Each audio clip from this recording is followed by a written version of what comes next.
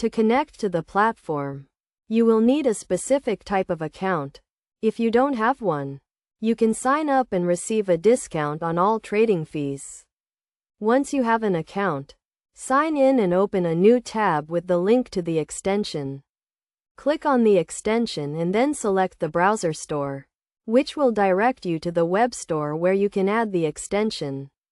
After adding the extension, you will be prompted to paste an access code and verify it.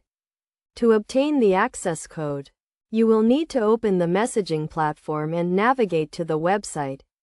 From there, click on the Trade Now option.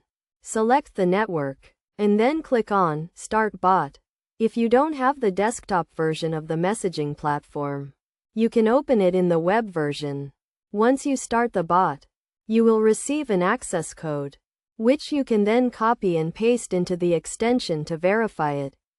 After verifying the code, you can start using the extension's features, such as enhanced experience, quick buys, and quick sells, by logging in with your verified access code and navigating to the desired coin on the platform.